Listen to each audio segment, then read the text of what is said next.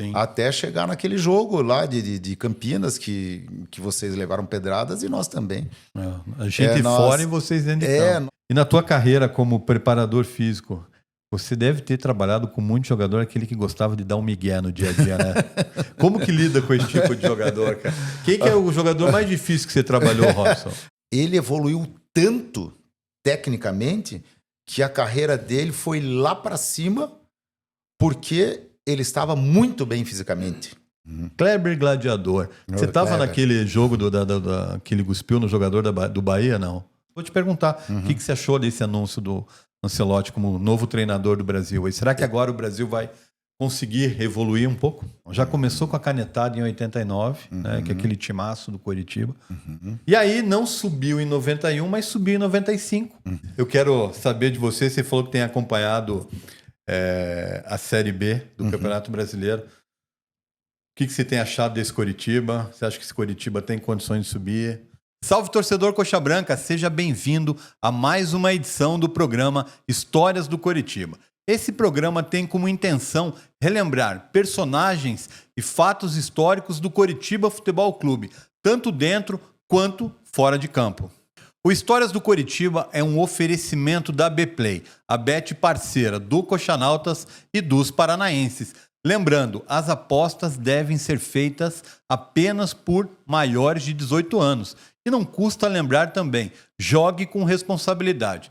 Se você quiser se cadastrar na Bplay, utilize o QR Code que está na tela ou então o link que está na descrição do vídeo. E o nosso convidado de hoje é o preparador físico Robson Gomes, que tem diversas passagens pelo Coritiba, 551 jogos pela equipe alviverde no total e tem algumas passagens marcantes pelo nosso clube e que a gente vai relembrar aqui hoje.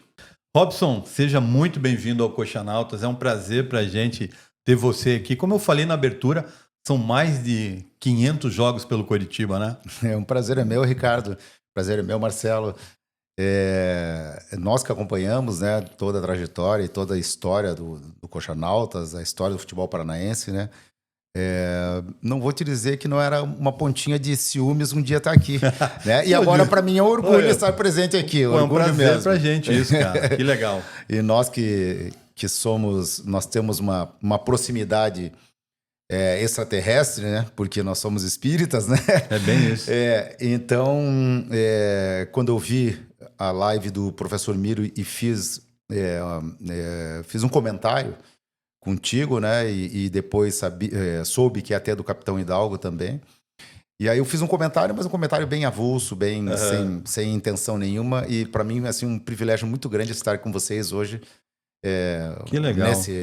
Nesse site, nesse programa, nesse grupo de amigos que é o segredo da vida, né? Que são os amigos. Eu sempre digo, né, que o que move muito o Coxanautas hoje é a minha amizade com o Marcelo, que ela é muito mais do que uma amizade. Nós somos como se fôssemos irmãos, né? E o Coxanautas está aí, estamos falando com o Capitão Hidalgo sobre isso. Já são 28 anos no ar, a gente está indo para o 29º ano. E contando, eu falei, a gente só larga o Coxanautas na hora que nos chamarem, né, lá para cima, aí a gente larga, mas enquanto isso, vamos falando do Coritiba, apesar de que eu vou ser sincero com você, não está prazeroso em falar do Coritiba hoje, por isso que a gente criou Histórias do Coritiba, para lembrar personagens, para lembrar histórias, fatos do Coritiba no passado, porque o Coritiba é um clube de muita história, né, e quem relembra a história é só quem tem história para isso. Então a gente criou esse programa justamente para trazer personagens, como você mencionou. O primeiro foi com o professor Miro, o segundo foi com o Capitão Hidalgo, o terceiro com você agora, que eu até tentei pesquisar para ver se você não é o preparador físico com mais jogos pelo Coritiba, e eu acho que é. Eu procurei nos helênicos, não encontrei informação, mas a gente estava conversando antes do programa, é possível que seja, né? Porque antigamente não tínhamos tantos jogos quanto a gente passou a ter da década de 90 para cá, né? Verdade. Eu tenho 551 jogos, né, no clube, né? Então, assim, para mim é um privilégio muito grande falar do clube. E eu tô vendo um podcast do Papo com Clê, com Erasmo Carlos, né? E eu gosto muito de pop rock, de rock mais ainda, né? Mas eu gosto de música em geral. E ele fala assim que na reta final assim da carreira dele, ele tinha pouca lembrança ou gostava mais de falar do presente e do futuro, não gostava de falar do passado. Eu acho que para a gente chegar no presente e futuro, a gente tem que ter, né, como o Curitiba, né, tem que ter um passado que é um passado que super de vitórias, né? Então, eu acho que o professor Frega também pode ter um número grande de jogos, né? Mas como nós falamos, na época, eu acho que eram poucos jogos no ano. Eu me lembro num dos determinados anos que eu passei no Curitiba, 9 anos e 3 meses, né, entre idas e vindas. Foram 9 anos em Curitiba? Nós chegamos a fazer 73 jogos, né? 73 jogos no ano, então é muito jogo, né? Então, enquanto que na época do professor Frega ou de outro preparador físico, talvez fosse menos jogos no ano, né? Então, isso acho que foi favorável a mim nesse sentido. Eu vou levantar esse assunto ainda, porque é um tema interessante. Porque a gente sempre vê aí na imprensa o jogador com o maior número de jogos, o treinador com o maior número de jogos, mas nunca o preparador físico. Então a gente vai levantar esse assunto até para verificar. E são 9 passagens pelo Coritiba, como você falou. A gente vai falar, tem passagens marcantes suas pelo Coritiba. Mas antes de falar pelo Coritiba, eu fiquei curioso, né? Você atualmente está prestes a completar 1 ano de trabalho. Deixa eu ver se eu sei soletrar certo agora. Baiankara, é isso mesmo? É assim que fala ou não? Como é isso mesmo, Baiankara. É o time de futebol da Indonésia, que esse ano conquistou o acesso à primeira divisão lá do futebol da Indonésia. Como tem sido trabalhar em um país de uma cultura tão diferente do Brasil? E o que você pode falar dessa equipe que você trabalha hoje? Bem, Ricardo, a segunda vez que eu trabalho, terceira vez fora do Brasil, Paraguai, né, aqui do lado, nosso vizinho, trabalhando no Cerro Porteño, a segunda foi na Arábia Saudita e a terceira agora na Indonésia.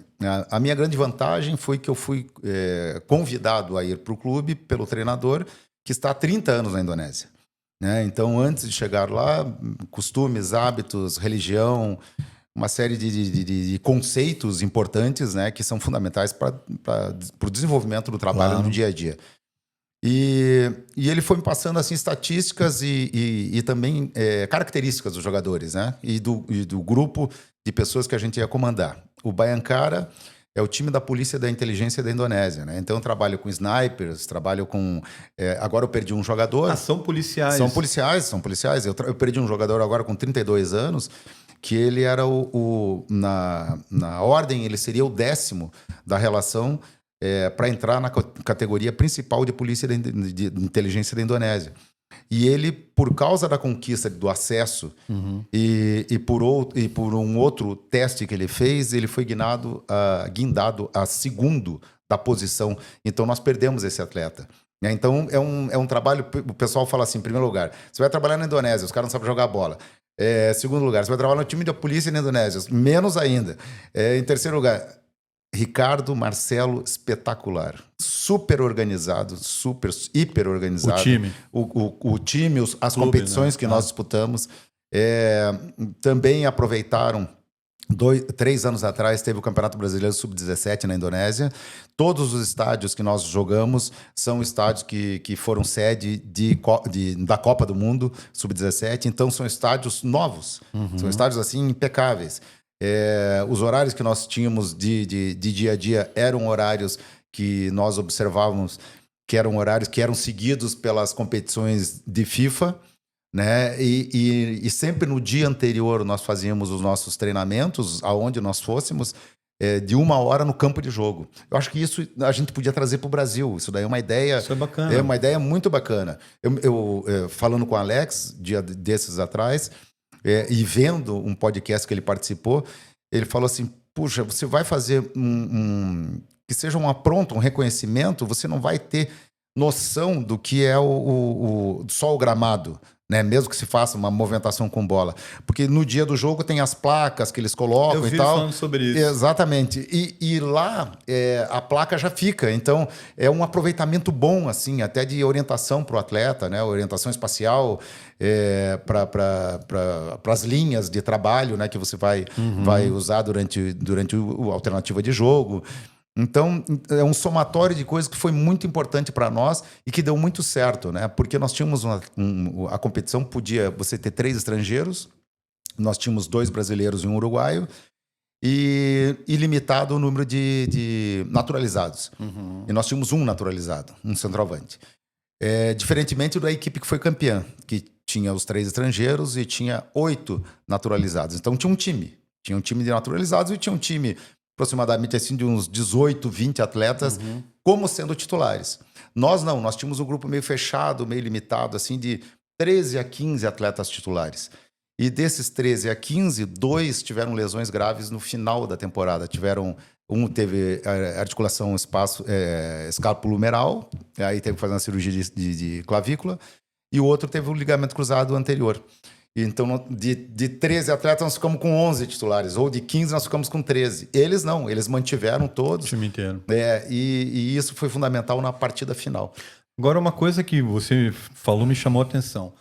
Os jogadores do teu time eram, em sua maioria, policiais. 80%. Salvo os estrangeiros que estavam lá. E tinha mais 4... Desculpa, Ricardo. Tinha mais 4 atletas. Então, tinha 80% policiais, 4 atletas indonésios e mais 3 estrangeiros e 1 naturalizado. E a questão de treinamento, como era feito? Porque os policiais tinham que trabalhar nas suas funções também. Vocês adaptavam os treinamentos à disponibilidade deles ou não?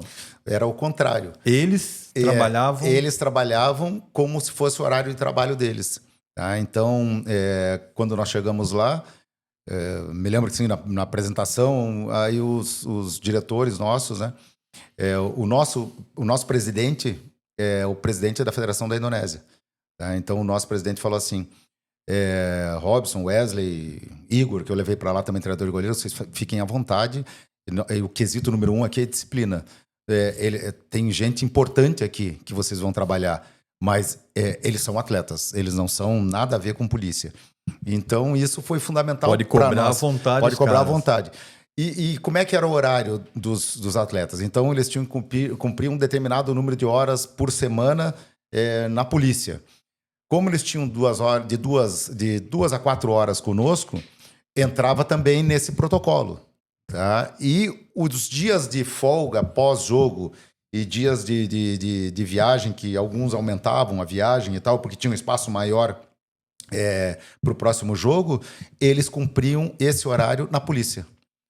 Então, eles trabalhavam na polícia. Então, na folga, eles trabalhavam na polícia e no dia de treinamento, eles estavam liberados para nós. E o fato de serem policiais, acho que facilita até o trabalho do preparador físico, porque os caras têm que estar bem condicionados para a profissão deles também. Né? Você tem razão, Ricardo. Você tem razão. Até a página 2. Porque eles são manhosos. Eles são manhosos. Eles são manhosos. Não tanto quanto os árabes, né? Que eu trabalhei também. Mas eles têm umas características que são assim, fantásticas, né? Eu falo que eu voltando a trabalhar numa equipe brasileira, eu vou trazer jogador da Indonésia para cá. Tem qualidade para jogar aqui? Do meu grupo de 10, colocar 11 com os goleiros, né? Do meu grupo de 11 atletas, 8 atletas jogariam em Série A e B. E 3 a 5 jogariam em Série A. Tá? Então, por quê? Porque eles têm como característica principal velocidade, agilidade e flexibilidade. Então, são características básicas para você ter potência, que é força e velocidade. Então, faltava colocar potência neles. Então, um trabalho de força. Eu fiz um trabalho com eles inicial de correção de movimentos sem peso nenhum. Nós terminamos a competição com o peso igual nós fazíamos no Brasil.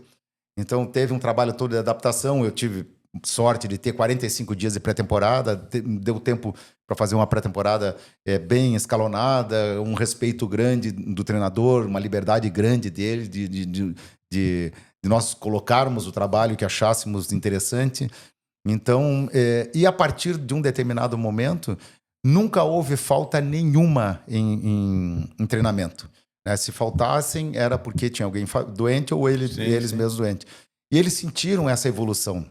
Os 4 primeiros jogos, assim, para nós, da competição, foram muito difíceis, porque nós fizemos uma pré-temporada muito boa, fizemos 11 jogos, 9 contra equipes da primeira divisão, e perdemos 2 jogos só nós estávamos na segunda divisão, né? Perdemos 2 jogos só nesse período. E dos 4 primeiros jogos, nós ganhamos 1, empatamos 2 e perdemos 1. Então, o quinto jogo, certamente, se nós perdêssemos, eu não estaria contando essa história aqui. Sim, teria saído. E a partir do quinto jogo, eles começaram a se sentir confiantes fisicamente. Porque eles sentiram que eles estavam ganhando o jogo de corpo do adversário, porque os preparadores físicos eram locais, né? Algumas equipes eram locais, e aí eles sentiram confiança e foram sentir e foram evoluindo. Também muitos cuidados com a alimentação, com o sono, né? O sono deles é interrompido por causa das rezas, né? A alimentação, né? São 90% da população muçulmana. A religião muçulmana. predominante lá é muçulmana. Né? Mas o que é bacana lá também, Ricardo, é que lá existe um respeito muito grande por todas as religiões, né? Não tem essa diferenciação. Por quê? Porque a Indonésia hoje tem hinduísta, budista, né, católico, evangélico, né? Dentro da nossa religião espírita, eu procurava ter assim um encontro dentro das igrejas que eu ia. Ou da mesquita mesmo, eu ia visitar a mesquita e tal, mas das igrejas. Ou então templos hindus, onde a gente acendia incenso, budista, né? Eu conheci um templo de 800 depois de Cristo. Que maravilha. Não, que é sonho, Borobudur. Então, você sente assim que é um país voltado para ajuda, para o auxílio ao próximo, né? E a gente sentiu isso durante a competição também, né? Que os nossos atletas eles tinham assim as ideias deles desenvolvidas durante os trabalhos e tudo, mas eu não sabia. Daí, um determinado tempo, eles pediram um dia a mais de folga, né? Aí, puxa vida, o outro jogo está distante e tal, tá bom. Vamos dar esse dia a mais de folga. Aí depois, o outro dia, um mês depois, pediram um dia a mais de folga. Depois, não, acho que chega, né, e tal. Daí um dos líderes do grupo falou para mim: professor, é o seguinte, em cada conjunto de 5 jogos, a gente faz uma doação para os órfãos que a gente conhece de uma instituição. Então, a gente leva lá comidas, presentes e tal. Então, a gente faz a coleta nesses 5 jogos e aí faz um dia. E aí o dia de folga é o que a polícia dá folga para nós e o time dá folga também. Então, por isso que depois, mas então vocês contem com isso. Que sempre. Bacana. Mas assim, muito bacana. Muito legal. bacana e mesmo. como que é viver em Jacarta, Robson? Porque assim, a gente sabe da Indonésia, que são das praias paradisíacas. Tá? E como que é viver em Jacarta? Jacarta é como você viver, vamos dizer assim, entre 5 e 6 horas ou entre 7 e 9 horas da manhã na Visconde de Guarapuava. Então, é um carro atrás do outro. São 19 milhões de habitantes. A segunda maior cidade do mundo, né? A primeira é Tóquio, porque você conta maior cidade, você conta a região metropolitana. Tóquio tem 41 milhões de habitantes e Jacarta tem 39 milhões de habitantes. Eu não sabia que era tão grande assim. Então, esses detalhes a gente só sabe quando vai para lá. Eu não sabia. E aí muito carro, muita moto, 120 milhões de motos. Meu Deus. Não, é absurdo. Deve ser uma loucura. É absurdo. Eu me lembro que um dia, num determinado clube, um atleta meu, centroavante, bom centroavante, e estava sendo importante para nós naquele momento, chegou de moto no treino e tal, e fazendo barulho e tal. Aí eu peguei e falei, quem da comissão que veio de moto? Daí, não, foi o centroavante e tal. Me esqueça, de jeito nenhum. Pô, teve um acidente com um atleta uma vez. Isso no Brasil? No Brasil. Teve um acidente uma vez com um atleta lá em Goiânia, que o atleta saiu de moto e tal, e não jogou mais no gol do Goiás. Tá? Esse jogador passou aqui em Curitiba, tá? E estava de moto. Aí eu falei para ele isso, daí ele pegou, mas é outros tempos e tal, papá. Aí a diretoria ajudou, né? Não tem moto no clube, não pode ter e tal. Teve que vender, sei lá se teve prejuízo ou não, mas continuou o trabalho dele, fez um bom trabalho, um belo trabalho, um belo jogador, não um belo atleta, um belo jogador. Gosto muito dele. Dá para falar o nome dele ou não? Dá, Neto Baiano. Neto Baiano, centroavante. Centroavante, Neto Baiano. E aí chegou lá com a motona e tal, tá bom. Aí foi porque o Rafael Moura também, outro que eu trabalhei, Rafael tem coleção de motos, mas só que ele não usa quando ele tá trabalhando, tá? Então só no período de férias. E aí lá chegou no primeiro dia, eu tô vendo lá, chega um atleta de Lambreta. Aí chegou outro atleta com uma 125. Daí chega outro. Depois falei pro técnico, Wesley, não vai dar, velho. Não vai dar, porque os caras então, eles são atletas profissionais, não dá para andar de moto. Ele falou, Robson, terceiro dia aqui, se você não andar de moto, você anda a pé.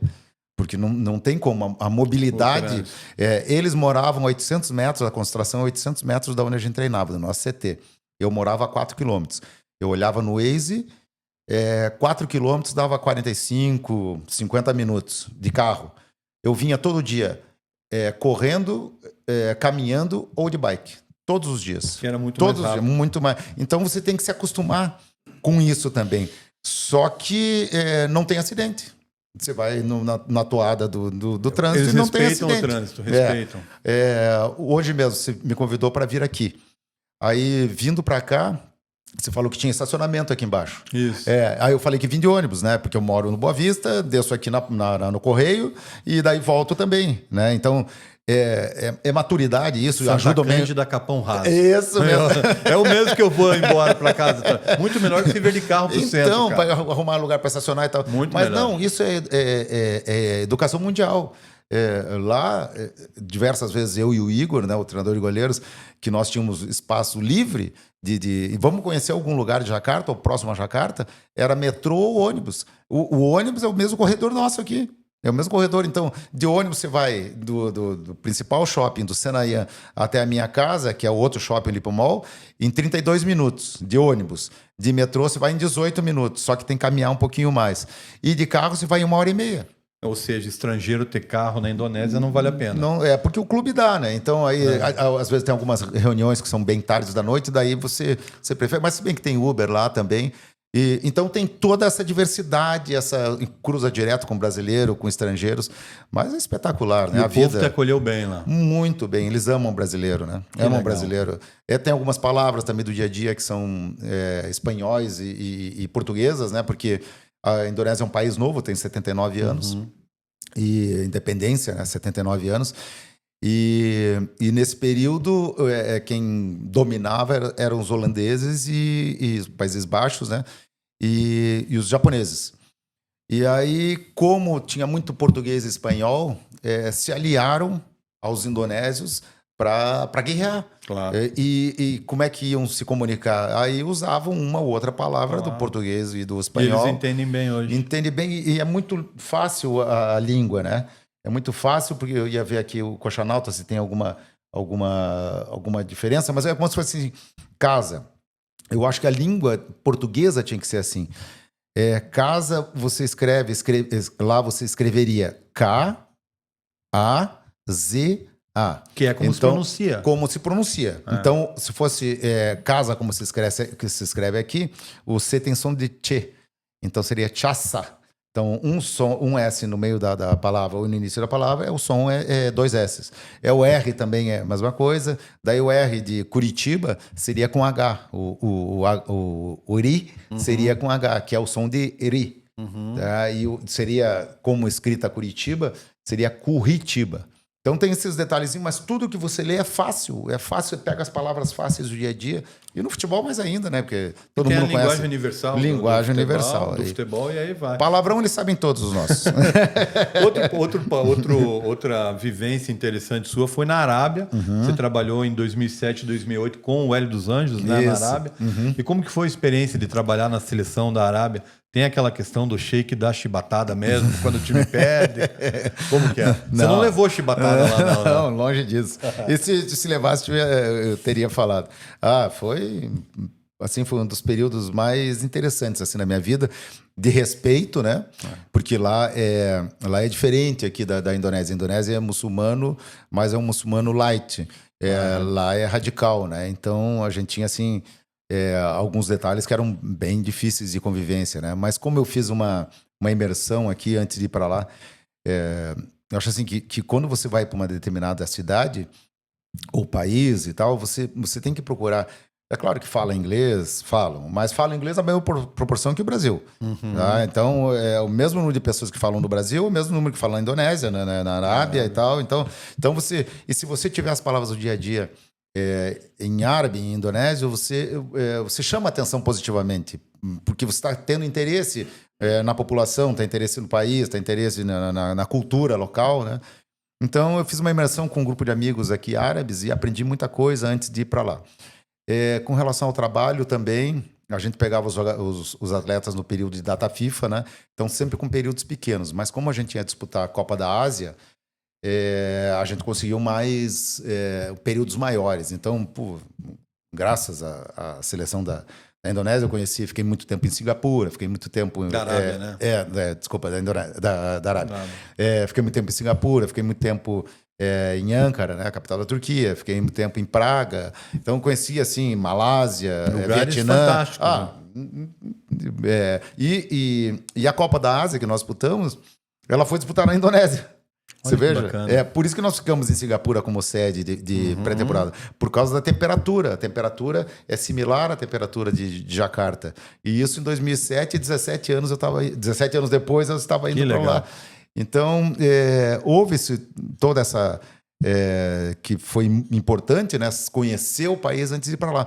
Outro detalhe agora da Indonésia, voltando à Indonésia, que foi interessante para mim, foi ter passado pelo Náutico. Eu comparo a Indonésia com o Nordeste aqui. Um povo totalmente acolhedor, que faz força para te agradar, que você come com R$10 ou você come com R$1.000, né? A mesma coisa na Indonésia. E as pessoas querem estar do teu lado, assim, para ver o que é o Brasil, o que pode falar, como no Nordeste aqui, como é que é o Sul, a gente tem vontade de conhecer o Sul. Tal. Então tem esse respeito, né? E lá o que ajuda muito também, Ricardo, as pequenas conquistas, né? Então, nós tínhamos um mês de seleção da Arábia, nós fomos campeões do torneio dos países árabes, foi em Singapura. Então, a vitória, ela acaba tendo uma influência grande assim na tua sequência, né? Como eu citei naqueles 4 jogos, se o quinto jogo na Indonésia, no Baiancara, a gente tivesse perdido, talvez eu não teria esse espaço para contar essa história. E na Arábia a mesma coisa. Mesma coisa. Foi lindo, foi Mas bem bacana. O que te trouxe aqui, na verdade, foram suas passagens pelo Coritiba, né? A gente, é bacana escutar. Eu estava curioso em relação à Indonésia, confesso para você. Mas eu separei alguns momentos marcantes da tua história no Coritiba e da história do Coritiba também, né? E vamos falar um pouquinho de cada um. Vamos começar pela ordem cronológica do tempo. Você era o preparador físico do Coritiba naquele ano de 1991. E aquele ano eu particularmente me lembro muito bem, porque eu estava em Campinas na semifinal, levamos pedrada da torcida do Guarani naquela oportunidade, que o Coritiba foi literalmente garfado pelo senhor José Roberto Wright naquela semifinal contra o Guarani. O que se tem para contar daquele jogo daquele ano? O Coritiba tinha um timaço, né? Tostão na meia cancha. Tinha o reserva dele era o Nardella, que era histórico no Joinville. Enfim, era muito bom jogador naquele time, né? Levir era o técnico, se não me engano. E fora isso, né? Fora os atletas que eram maravilhosos e fizeram uma temporada espetacular, a comissão técnica era muito bacana, muito unida, né? Porque eram profissionais paranaenses, né? Com exceção do Zé Carlos, senador de goleiro. Era o Levir Culpe, treinador, o auxiliar técnico era o Tico, né? O Cleocir Santos. Eu era o preparador físico. As comissões eram menos inchadas, né? Na época, o Zé Carlos era o treinador de goleiro. Nosso departamento médico eram pessoas daqui, do Paraná, massagistas, fisioterapeutas. Então, existia essa unidade que ela foi crescendo com a equipe, né? Sim. Até chegar naquele jogo lá de Campinas, que vocês levaram pedradas e nós também. A gente fora e vocês dentro de campo. Assim, foi muito chato porque em 3 situações. A primeira, na chegada lá, o Levir sentiu e alguém tinha falado para nós que poderia acontecer alguma coisa e tinha alguém da família do Levir que estava na entrada do túnel e falou: cuidado na entrada que está armado uma tocaia. E nós entramos e o Levir foi o primeiro aí da frente, porque o Walter Xavier era o nosso supervisor, o Hélio Alves era o nosso diretor, e eles iam na frente, o Levir de jeito nenhum, vocês têm mais experiência que eu e tal, mas eu sou... E nós fomos naquela leva e tal, daqui a pouco abriram o portão e sai a torcida do Guarani, e vem soco e pontapé, e assim começou o aquecimento. E assim foi, na entrada, antes de chegar no vestiário. Foi e daqui a pouco, cadê a polícia? E vai, Isso vai, na vai. chegada do time ao estádio. Na chegada do time no estádio. E foi uma loucura, e daqui a pouco sumiram. Mas assim, nós estávamos, na época eram poucos, né? 30 pessoas. Tinha umas 200 pessoas do Guarani. Absurdo. Não, era soco de tudo que é lado. Absurdo. Aí sumiram, então, então vamos entrar no vestiário. A rouparia já estava com todo o material numa escada, assim, porque o vestiário estava impraticável. Tinha tomate formol, pó do ovo, também. Formol, horrível. E aí, então vamos dar uma olhada no campo. Não pode entrar no campo, não pode aquecer no campo. Pô, nós aquecemos um lugar lá que não existe, né? Então, e entramos, mas daí quando entramos no campo, colocamos o nosso jogo, que era o nosso forte, né? E tivemos gol anulado. Né? Tivemos Chicão, anulado do Chicão, pô, um absurdo. Então, um absurdo em cima de absurdo. E você veja, né? O nosso melhor batedor de pênaltis era o Nardella, né? Então, você vê como é que era o momento, assim. E acabou caindo no pé dele. Mas, assim, foi uma das maiores tristezas minhas no Curitiba, se não a maior, no Curitiba e na minha carreira. Porque eu acho que o Guarani tinha um bom time. Mas a nossa história dentro da competição e a nossa história dentro daquele jogo era para ficar marcado o resto da vida. Não, e foi uma partida em que o Beto Zini mandou e desmandou, né? Ele, então presidente do Guarani na época. Eu tenho uma, eu não digo raiva, é uma palavra pesada, mas eu tenho um asco do Guarani até hoje por conta daquilo. É do Guarani, do Palmeiras. O Curitiba gosta de ser prejudicado, né, pela arbitragem. É Guarani, é Palmeiras por conta do que fizeram em 2012 na final da Copa do Brasil. 2011 contra o Vasco aqui. Mas particularmente aquela do Guarani, porque eu tenho no Tostão um grande ídolo no futebol. Para mim o Tostão é insuperável. E o Curitiba tinha time para estar na primeira divisão. Já começou com a canetada em 89, né, que é aquele timaço do Curitiba. E aí não subiu em 91, mas subiu em 95. Com aquele time que tinha, dentre outros jogadores, Alex e Pachequinho. E você também estava naquele time de 95, né? Aquele time era diferenciado mesmo, né? Era. E ali, aquele ano de 95, ele começou... Eu estava no Rio Branco de Paranaguá, né? E o treinador era o Zequinha. E aí a gente foi campeão da Série B. Disputamos a reta final da competição, se juntando com os demais, classificava, eu acho que era isso. Aí terminava se juntava aos da primeira divisão. Naquele ano mesmo, acho que foi assim, que o primeiro jogo nós jogamos contra o Curitiba, perdemos 3-0. E aí o Cláudio Marques era auxiliar técnico do Carpegiani, e o Zeca veio para o Atlético. E o Cláudio, porque a gente tinha alguns atletas do Curitiba, aí o Cláudio foi para terminar a competição com a gente. E nós terminamos a competição e o Cláudio tá falando direto com o Carpegiani e tal. Carpegiani, o professor Tinha anda meio doente e tal, então, puxa vida, o Robson acompanha muito os times daqui. Eu confio nesse profissional, eu trabalhei com ele agora e tal, e foi incentivando até a hora que o professor Tim aí não conseguiu mais trabalhar. E aí eu tive uma reunião com o Carpegiani, e aí o Carpegiani pegou e disse, pode trazer.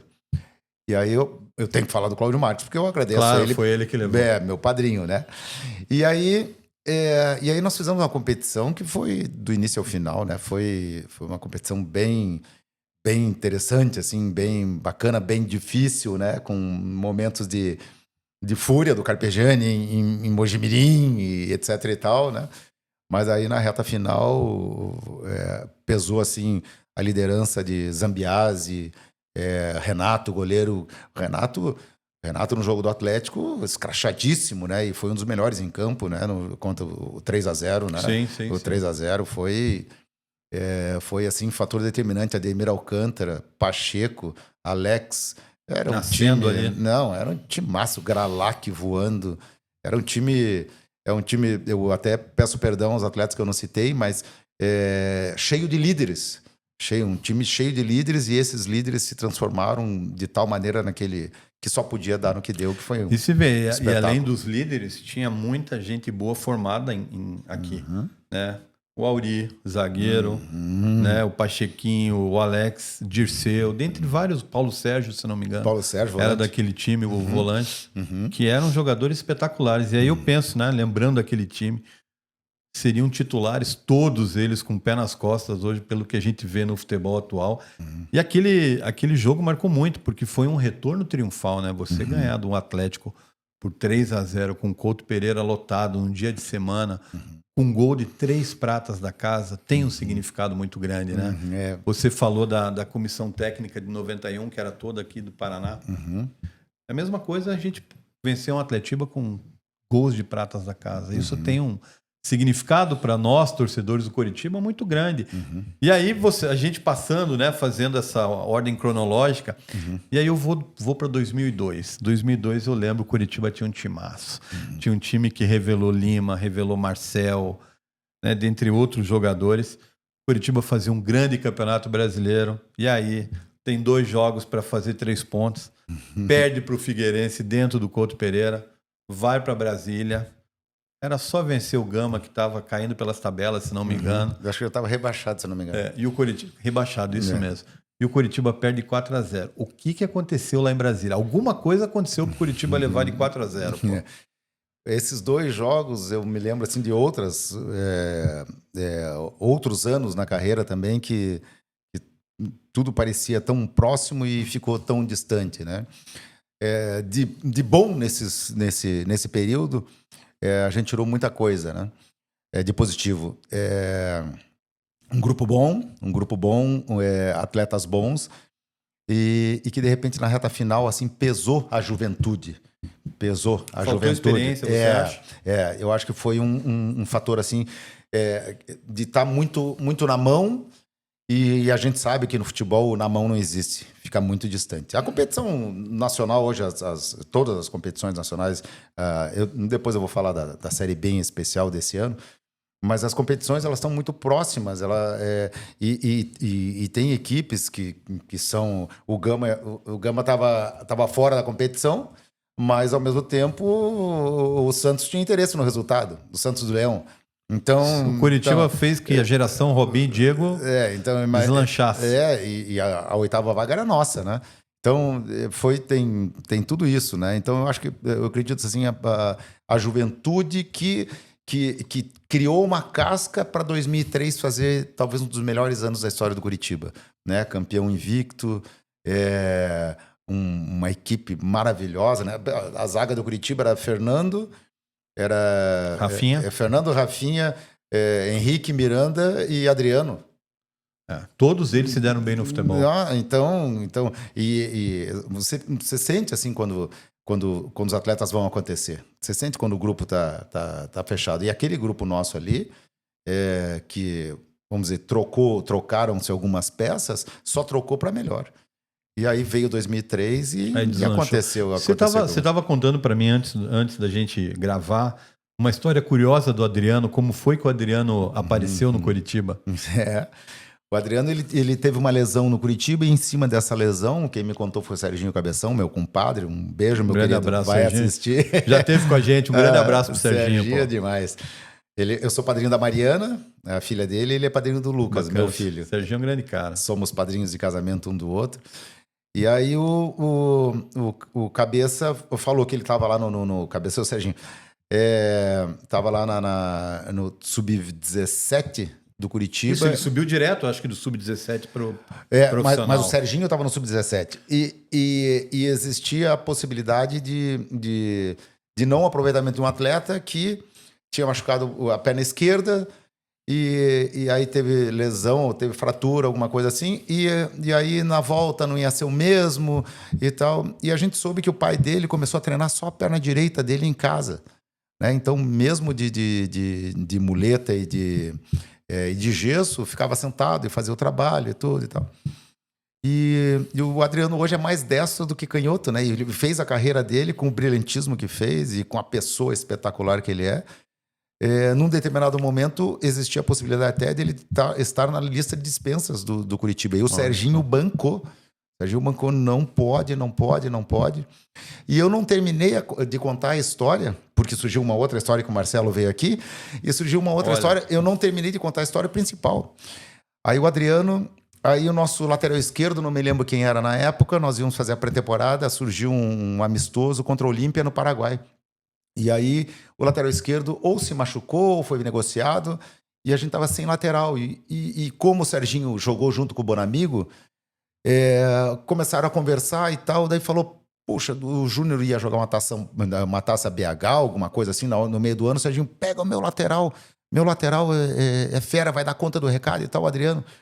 Aí botou para treinar, colocou para treinar alguns dias com a gente, o Adriano se enquadrou, se encaixou naquilo que o Bonamigo pensou de time. Pronto, vamos embora. Tava ali o lateral que a gente precisava. Aí viajamos, chegou no aeroporto, não tinha autorização, que ele tinha 17 anos. Aí ficou Ramírez e o Adriano para voltar, para pegar essa autorização com os pais e tal. Eles foram só no outro dia. Mas conseguiu viajar. Conseguiu viajar e se transformou. E jogou contra o Olímpia do Paraguai, que anos antes tinha sido campeão da Libertadores. A gente fez esse amistoso lá que foi espetacular. Naquela época, os laterais do Coritiba, todos eles, com exceção do Ceará, mas todos eles eram formados em casa. Na direita a gente tinha o Tesser, Reginaldo Araújo e o James. E na esquerda a gente tinha Badé, o Lira, que provavelmente é esse lateral que você está falando, e o Ricardinho. Todos os laterais. O Coritiba sempre formou bons laterais dentro do... Tá na hora, né? Agora tem o menino João Almeida, mas o Natanael que está no Atlético Mineiro, né? Mas é bem lembrado. São posições lá do André, né? O André, né? O Dida, André e Dida, né? Então, vários. Então são história.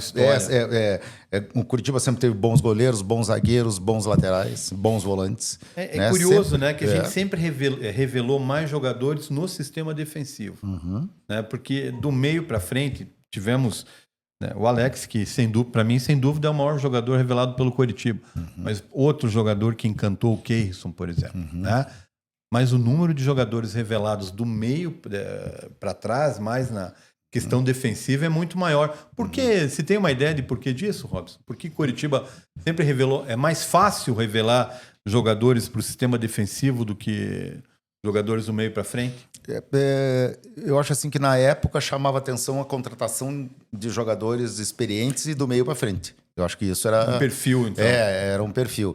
E talvez alguns treinadores fossem oriundos, se fossem ex-atletas, de posições de volante para baixo, né?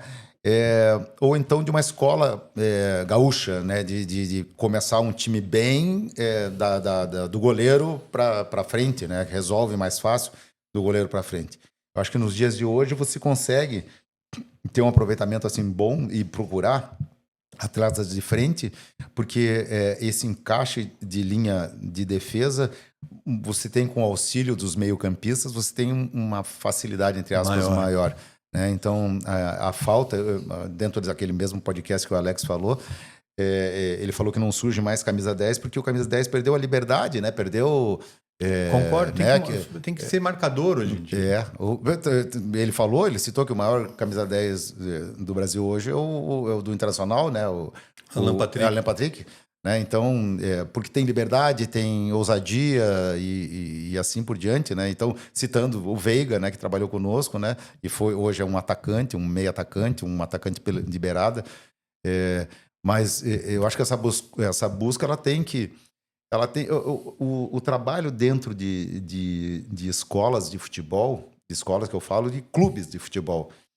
Eu acho que você tem que ter uma certa liberdade com alguns determinados jogadores se eles forem extra-classes, né? Então, não vou tolher um menino que tenha uma ousadia como alguns atletas têm do futebol brasileiro, né? E não dar uma vantagem maior para ele, mas deixar ele ser... Dá mais liberdade. Dá mais liberdade para ele. Dá mais liberdade. Acho que isso é interessante.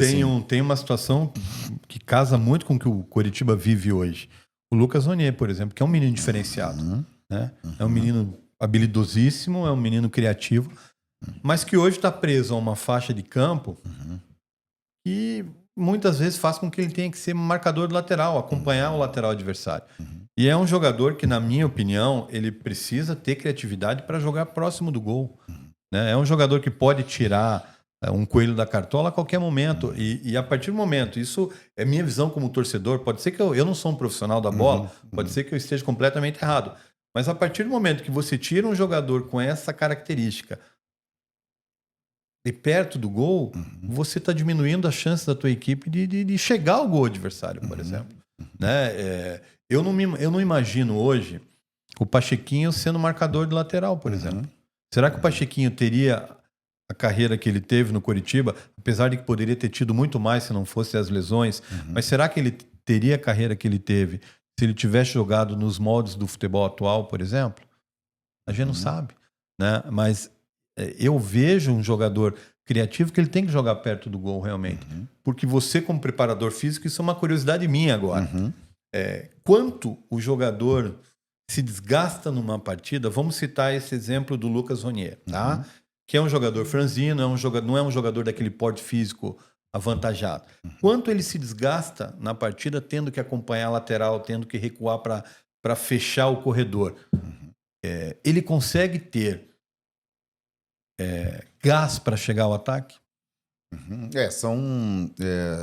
Uma que é uma característica a ser aproveitada, né? E a outra, você tem que ter um equilíbrio de entrega de alguns jogadores em prol da ofensividade que ele tem. Sim. Né? Então, Lucas, dá uma força aí, né? Lucas Ronier, dá uma força aí e tal. Eu vou te dar uma mão aqui, né? Mas resolve lá para nós, né? Então, é uma troca, né? Você dá liberdade, mas ele tem que resolver. Mas existem, assim, existem mecanismos para atingir esse objetivo. Existem, porque são jogadores diferentes, né? O Lucas dentro do grupo, por mais que ele seja jovem, que ele já mostrou que ele tem a qualidade que tem. E a gente vê aí os jogadores que estão no Brasil e que têm essa qualidade, certamente eles têm que ser privilegiados, porque são válvulas de escape que não existem mais, né? O Brasil cada vez menos produz, né, jogadores com esse tipo de habilidade, como o Alex, por exemplo, que foi, junto com o Tostão, a maior camisa 10 que eu vi com a camisa do Coritiba. O Mano Menezes falou numa entrevista esses dias que estavam cobrando muito dele, né, nos clubes que passou, e que agora no Grêmio que estavam cobrando que ele estava com um time de jogadores médios, né? Então, eu acho que as competições elas estão muito parecidas, porque tem jogadores médios bons, né? E tem os craques, né? Mas elas estão muito parecidas no sentido de equivalência de forças, com exceção dos clubes que são multimilionários, né? Então, mesmo o Palmeiras, né? Você vê assim, o Palmeiras, Flamengo, Atlético Mineiro, eles estão sofrendo para ganhar os seus jogos, né? A Série B, que eu tenho acompanhado bem, né? A Série B, com toda a dificuldade, não existe ninguém que está desgarrando, né? Então, nós aqui, a gente foi até engraçado, porque também eu trabalhei bastante tempo lá. O pessoal de lá me ligou depois do jogo, o pessoal do Goiás me ligou depois do jogo, o diretor. Aí, pô, o que você achou? Nosso time foi bem pra caramba e tal, não sei o quê. Daí eu peguei e falei, jogo igual, aproveitou a oportunidade, o Curitiba teve a oportunidade, se tivesse aproveitado, teria acabado o jogo. Então, esse mesmo diretor me ligou um dia e falou assim, meu time não jogou nada contra o Botafogo de Ribeirão Preto, ganhamos de 1-0 só e tal, o Botafogo é zona de rebaixamento e tal. Aí eu falei para ele assim, comemore muito essa vitória, que o Botafogo é um time muito bom. Eu já vi 3 jogos do Botafogo, é um time muito bom.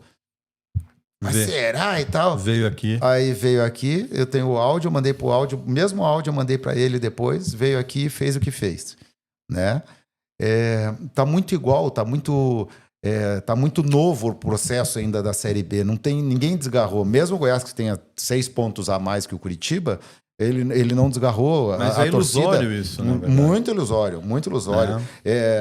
Isso daí vai ser definido 60% a 70%, mais ou menos definido, porque eu acho que esse ano a pontuação do primeiro colocado vai ser muito baixa, e a pontuação do quarto colocado que vai subir vai ser baixa também. E vai ser próxima. Vai ser muito próxima, né? Não vai ter distanciamento. Mas você acha que isso... É interessante você tocar nesse ponto, porque eu lembro que eu escrevi uma coluna no Coxanautas há uns 10, 15 anos atrás, falando de que no futebol naquele momento estava se tornando muito mais físico do que técnico. Você acha que essa equivalência é por conta do futebol ser muito mais físico hoje do que técnico? E porque você vê, o time mais preparado na competição, antes de começar a competição, o Operário. Foi campeão estadual. Né? Na teoria, sim. E estava lá atrás. E deu com 2 vitórias, já foi lá para cima e ganhou do Cuiabá, que estava invicto. Né? Então agora só tem o Remo de invicto. Ontem, vendo o Repá, a final do Repá, aí... vou voltar no aspecto físico. A final do Repá, o Paysandu ganhou do Remo. E foi para os pênaltis a decisão. Eu vi. Eu morei em Belém, então eu gosto de acompanhar o futebol paraense. Então, e aí o que aconteceu? Aí os repórteres, no intervalo de entrevista com o Viseu, com o Marcelo Rangel, com os jogadores lá, no intervalo, mas o Viseu tá devendo, hein? O Viseu não deve... Então o Remo tá muito... O Remo tá num momento muito bom, né? E daí os caras, o Paysandu tá em zona de rebaixamento, perdeu o título e tal, mas ganhou ontem. Então tá muito equilibrado, né? Me lembro vendo o Charla, né? O podcast, aí vendo o Charla do Renato Portaluppi. Aí falando assim, ele falou, na minha apresentação no clube que eu vou, seguinte, Renato Gaúcho, jogador, chegasse hoje e quiser jogar só no nome, não tocava na bola. Eu era um cavalo fisicamente, eu me cuidava, me dedicava. Eu era cavalo fora de campo também, ele falava, né? Que eu era, mas eu sabia que eu apontava fora de campo, mas dentro de campo, todos os técnicos e preparadores físicos eu tinha um respeito muito grande porque eu treinava muito. Porque é muito difícil hoje você ser um jogador de ponta e não ter condicionamento físico. O atleta que tem uma média técnica passa por cima de você. E isso é verdade. Hoje o aspecto físico ele sobrepõe a técnica. Agora, se o atleta for um atleta técnico brilhante e tiver físico, esse é o... Né? Então seria o ganso, entre aspas. É que, na verdade, assim, vamos lá, você tocou um outro ponto importante. A gente tem um atleta acima da média no futebol brasileiro, que é o Neymar, que hoje não tem condições físicas. E aí, por conta do futebol ser muito mais físico do que técnico, ele voltou para o Brasil e não conseguiu se destacar até agora. E não consegue se destacar há tempos, né? Não é só no Brasil, né? Não é de agora, né? Vamos ver se agora com o Ancelotti, que foi anunciado hoje como técnico da seleção brasileira. Aliás, vou te perguntar, o que você achou desse anúncio do Ancelotti como novo treinador do Brasil? E será que agora o Brasil vai conseguir evoluir um pouco?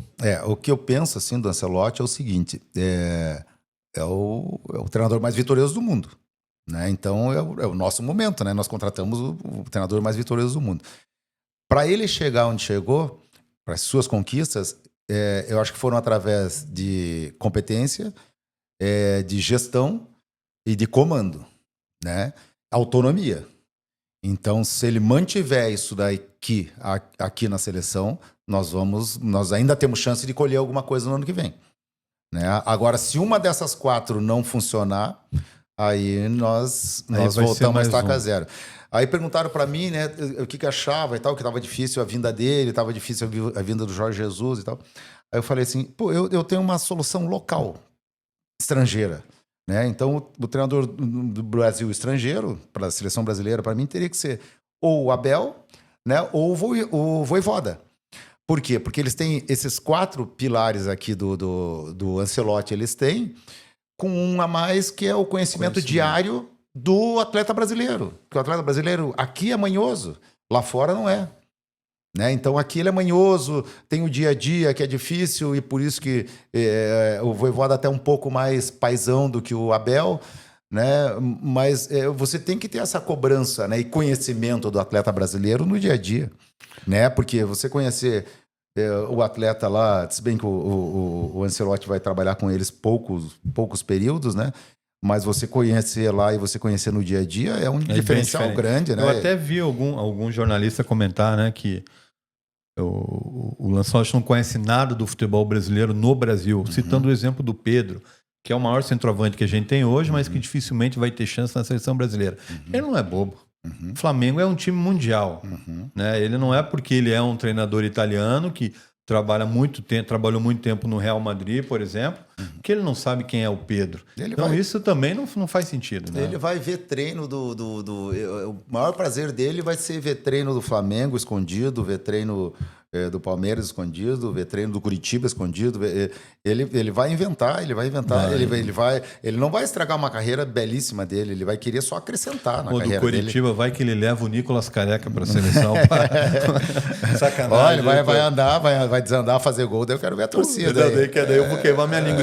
Eu queimo a minha língua com o maior prazer, mas tudo bem. Eu me lembro de uma discussão um dia com um treinador, nós estávamos numa reunião assim, né?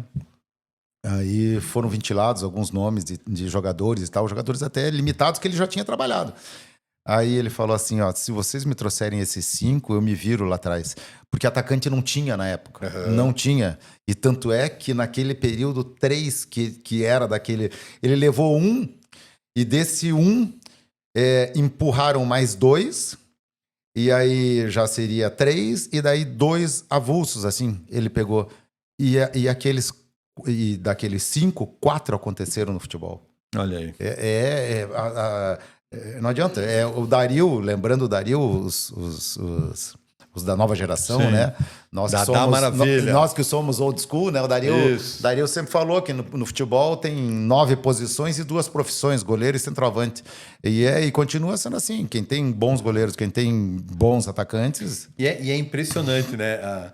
Que a fala do Dadá Maravilha é atual, porque assim, as posições que a torcida mais pega no pé é justamente o goleiro e o centroavante. Se o centroavante não faz gol, é execrado. Se o goleiro franga, é execrado. Então, realmente, o Dadá Agora é um mesmo, filósofo. Nós vamos falar de um... Não é centroavante, mas é um belíssimo atacante. Tá aqui. O Arrascaeta. Assim, O Arrascaeta, a torcida estava pegando no pé do Arrascaeta. O jogador que é o artilheiro do Brasil e tudo, estava pegando no pé dele. Que estava tempo sem fazer gol. Que seria a camisa 10 da seleção brasileira, tranquilamente, na minha opinião, viu? E não é titular no Uruguai, não dá para entender. Tem coisas que não dá para entender, né? No Flamengo ele arrebenta. Mas você falando de atacantes, me veio à cabeça um em especial aqui. Que eu até gravei com ele pro Coxanautas, foi um papo espetacular, acima da média. Que jogou no Coritiba na tua época. Teve bons momentos, mas saiu pela porta dos fundos. Kleber Gladiador. Você estava naquele jogo que ele cuspiu no jogador do Bahia, não? Tava. Como que foi a repercussão interna daquilo, cara? O Kleber, assim, foi um dos atletas que eu tive o privilégio de trabalhar, né? Por quê? Porque eu sempre falei que dentro da minha carreira... eu preferia trabalhar com um jogador que resolvesse no final de semana, que podia me incomodar durante a semana, mas que resolvesse no final de semana. O Kleber, dentro das suas alterações de humor, nos momentos de lucidez, ele era brilhante. Ele era brilhante, e virou um torcedor do Curitiba, né? Sim, ele fala do Curitiba. Dias atrás, ele estava dando uma entrevista, ele falou que... Palmeiras, Cruzeiro, não pela ordem, e Curitiba são os times da vida dele. Então, você vê onde ele jogou em Grêmio, jogou exterior e tudo e tal. Só que tem os momentos que ele saía do ar, né? Que ele saía do ar, que não adianta, eu não me lembro se tinha VAR ou não tinha, ou bandeirinha viu. Não tinha VAR. Bandeirinha viu. Eu acho que foi juiz mesmo, não lembro. Ou então foi muito na frente, assim, né? Então... É um conjunto de fatores para sustentar. Hoje seria impossível, né? Com o VAR, ele tomar essa atitude, né? Então, os atletas no passado, eles tinham alguma... A gente vê aí Júnior Baiano dando soco na cara dele. Tem o Edmundo, Romário, né? Romário. Então, ele tentou ludibriar naquele momento e alguém viu, né? Ludibriar e... cuspir na cara do outro. E aquilo impactou muito naquele Coritiba, né? Porque era o líder, a referência técnica da equipe. E o trato com ele no dia a dia era tranquilo? Não, não era tranquilo. Não era mas tranquilo. Era profissional. Não era tranquilo, mas era profissional. Mas o não ser tranquilo... Nunca faltou num treino assim, de vez em quando queria fazer alguma coisa diferente no treino, mais no aspecto técnico do que no aspecto físico, e daí a gente abria a mão do aspecto físico para ele fazer o complemento técnico, né? Mas um jogador assim que hoje eu jogaria com o pé nas costas fácil. Qualquer clube de futebol brasileiro. Não, qualquer clube do futebol mundial. Ele é um jogador assim que a gente fala, um jogador valente, um jogador assim brigador, mas brigador na camisa que ele veste, né? E isso acaba tendo uma liderança bacana, porque tem você contagiar e você contaminar, né? Contaminar é o cara vai lá e faz uma vez e não faz outra. Ele faz todas. Ele tem raça, ele tem garra, ele tem vontade. Todas as vezes que ele vai disputar a bola e naquele período ele acabou vestindo. E foi fundamental para a nossa conquista. Sim, em 2017, dentro da Arena. Né? A conquista do Trivote, que tinha aquele meio campo com Galdesani, Anderson e Alan Santos. Que é isso. Curitiba tinha um bom time. E jogador de verdade, assim, poxa vida. Então, trabalhar com esses atletas assim, todo dia você vai na atenção. Né? Você vai na atenção. Por que você falou que é difícil? Em que sentido, assim, Robson? O trabalho dele no dia a dia? O trabalho de questionamentos, assim, porque jogou em muitos lugares, né?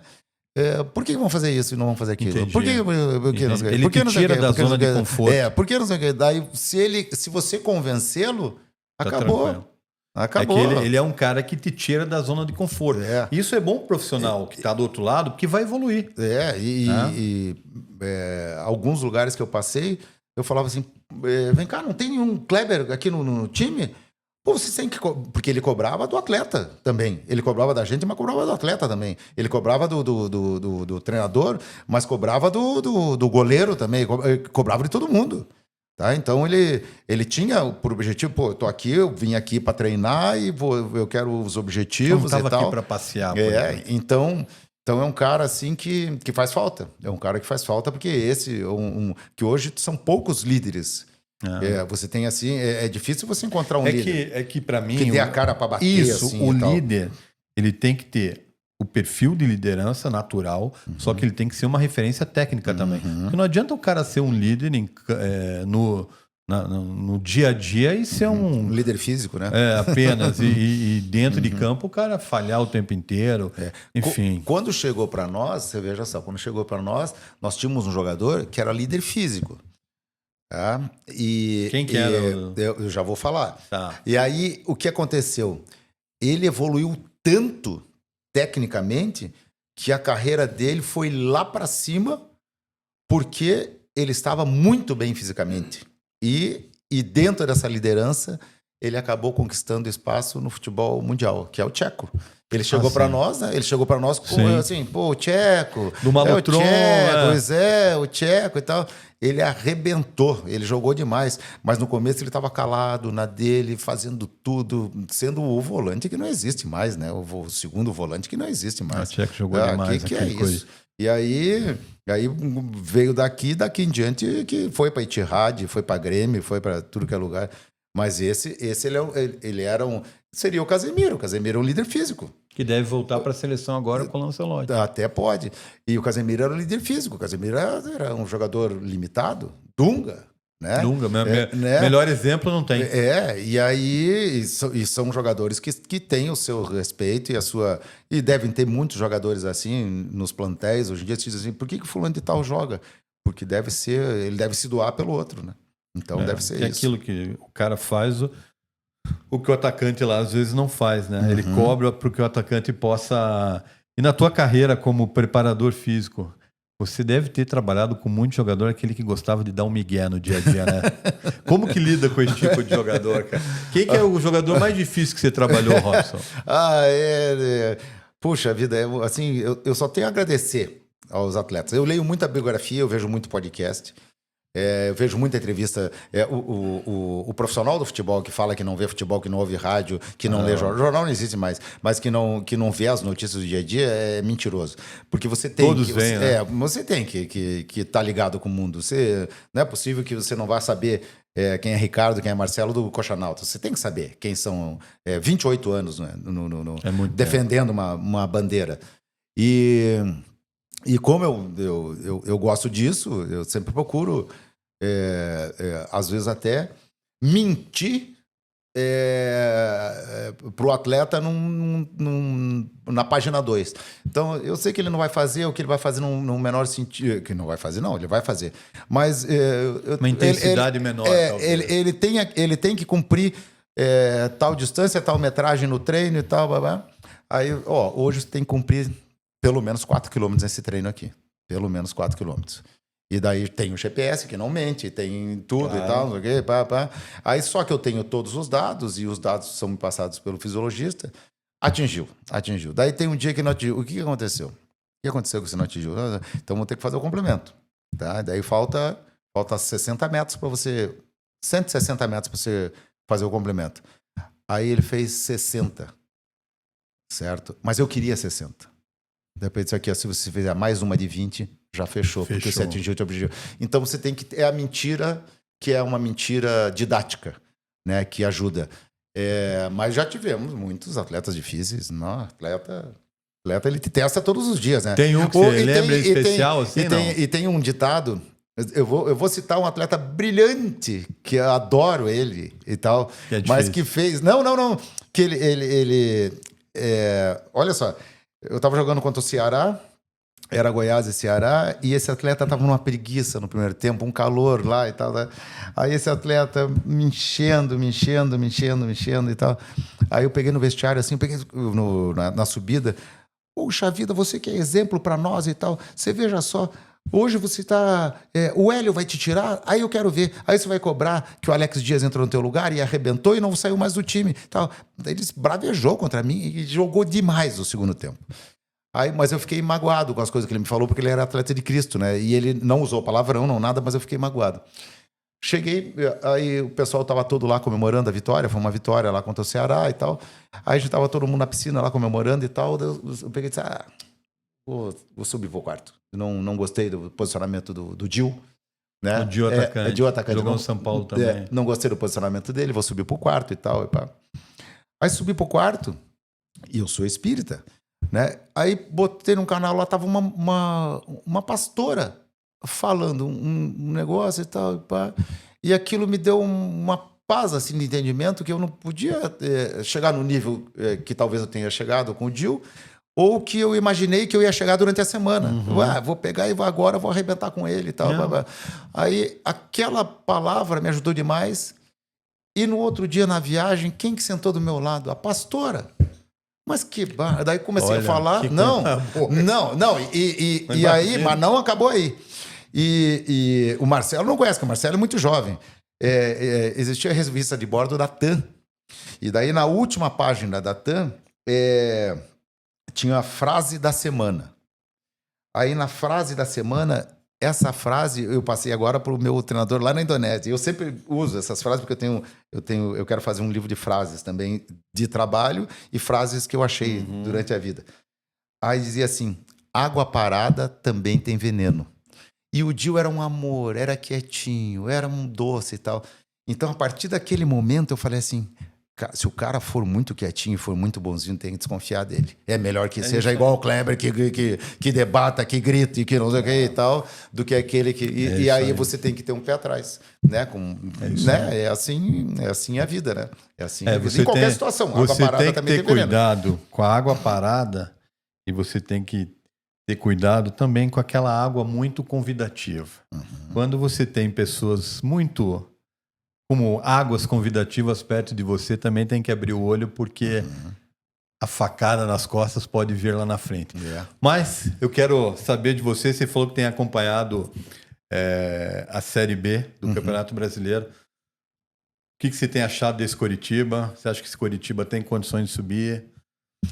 Começou bem, deu uma queda, e agora? Eu acho sim, que está muito equilibrado. Muito, muito equilibrado. Todos os jogos, não tem... com exceção de um ou outro jogo, 2, 3 gols de diferença. Muito equilíbrio mesmo. Voltando ao assunto Botafogo de Ribeirão Preto, que eu sabia que ele ia sair daquela situação por causa que eu tinha visto o jogo contra o Goiás e tal. Eu acompanho todos os jogos, mas principalmente os jogos contra as equipes paranaenses e contra o Goiás, que eu trabalhei bastante tempo. E eu vejo assim que eu sabia que o Operário não era aquela campanha que ele ia fazer, porque e não era surpresa que se ele ganhasse do Cuiabá lá. Então, eu acho que vai além do primeiro turno. Além do primeiro turno, para saber a cara dessa competição. É claro que se tiver assim, os últimos colocados ficarem muito distantes, aí não alcança mais. Mas o bloco intermediário do bloco principal vai até longe. Quanto mais perto tiver desse bloco, o Curitiba hoje está a 2 pontos da zona de classificação. Né? Então, porque o Remo vai jogar o jogo contra o América, né? E motivado pela torcida, por tudo e tal, joga em casa. Não sei, você que mora em Belém, você sabe que a festa vai longe. Eu só acho que... Porque daí se o Remo ganhar, não tem problema, porque o Avaí fica com 2 pontos mesmo de diferença. Então tem que ter calma, tem que ter tranquilidade. O Mozart é muito experiente em Série B, vivenciou bem, né, com um time que ninguém tinha expectativa de acesso. Então, só eles lá de dentro sabiam que eles podiam chegar onde chegaram. E eu vejo, e é um time sólido, né, uma marca sólida, o Mirassol. E eu vejo que se tiver paciência com o Mozart, se tiver uma sequência assim, de 2, 3 vitórias, eu acho que a gente vai assim, ter uma ideia de futuro muito boa com relação à mesma ideia com relação ao Operário. E dá para sonhar, qualquer um dos 3 dá para sonhar com Série A, porque está tudo muito igual. Não tem nenhum time. Eu acho um time interessante, o time do Remo. E o time do Remo, que é interessante, perdeu o jogo, perdeu a final ontem. Você vê que envolve o emocional, já cria uma dificuldade. Mas tem o grupo de atletas experiente, né? Um grupo de atletas com vivência. Mas como a competição é intercontinental esse ano, ele pode perder na sequência de jogos para os atletas mais velhos ou no deslocamento. Que arrebenta. Não, dificultador. Tem que ter calma, tá tudo nas mãos de todas as equipes ainda. Os 2 lá de baixo que tem que ter muito cuidado, que estão muito desgarrados, né?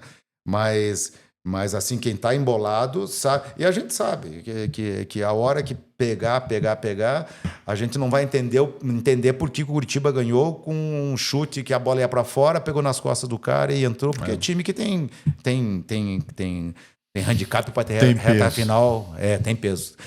Então, isso. E o Curitiba leva uma vantagem boa também, porque que ninguém quer ter essa vantagem, né? Que é a conhecimento da competição. Né? O Curitiba já sofreu. Infelizmente, conhecimento. Já sofreu bastante para ter isso. E eu acho assim que tá tudo muito igual. Não tem ninguém desgarrando, ninguém assim já dono de 7 rodadas apenas, e isso vai longe. É isso aí, Robson, obrigado pelo papo. Cara, eu por mim ficava mais uma hora aqui falando de futebol. A gente vai ter que fazer foi gravado? Eu pensei que nós estávamos conversando só. Tava muito gostoso, cara. Só faltou uma cerveja e petisco aqui, cara. Vamos marcar a segunda, porque foi muito legal, realmente. Excelente. Muito obrigado. Eu que agradeço. Desejo aí sucesso na tua carreira, na sequência, seja na Indonésia ou seja no retorno ao futebol brasileiro. Quem sabe você atingir a marca de 600 jogos aí pelo Curitiba no futuro, né? Como a gente falou. A palavra tem poder, né? Tem poder. A gente joga pro universo. 551 jogos, né? É um número significativo. Mas obrigado, realmente, foi muito bacana o papo e as portas do Colchonauta estão abertas aí para você. Terima Case, né? Selamat Malam. Muito obrigado. Boa noite a todos, né? É um privilégio estar aqui e como eu falei brincando, mas é verdade mesmo. É bom quando você fica à vontade, que as pessoas que estão com você na tua frente, com o microfone, te deixam à vontade, né? Você e o Marcelo, assim, foi foi como nós... Você tá entre amigos, cara. Como nós estivéssemos conversando mesmo com o Copo Stanley, né? Que daí ninguém ia ver o líquido, né? E com os aperitivinhos aqui. É isso aí. Mas muito obrigado pelo convite. Para mim foi um privilégio estar aqui junto com vocês. É isso aí. E se você gostou dessa entrevista com o Robson Gomes, não esqueça de deixar o seu like. Compartilhe essa entrevista com seus amigos. O Robson falou de bastante coisa bacana aqui, não só sobre o Coritiba, como também sobre o futebol em geral. E não esqueça de se inscrever no Coxanautas. A gente está chegando aí a uma marca legal de inscritos, então nos ajude a atingir. E lembrando que o programa Histórias do Coritiba tem como objetivo trazer personagens e fatos históricos da vida do nosso Coritiba Futebol Clube. As edições anteriores já contaram com a presença de 2 personalidades, né, do clube, que primeira com o professor Miro, a segunda com o capitão Hidalgo, agora essa edição com o Robson Gomes, que provavelmente é o preparador físico com o maior número de jogos pelo clube. A gente ainda não tem esse dado, mas vou buscar ter, e eu vou contar o Marcelo disse que o ChatGPT diz que é. O Marcelo está falando que o ChatGPT diz que é, mas eu vou deixar um spoiler aqui sensacional. O próximo Histórias do Coritiba vai ter 2 jogadores de peso aqui. Aguarde. Grande abraço a todos e dá-lhe coxa.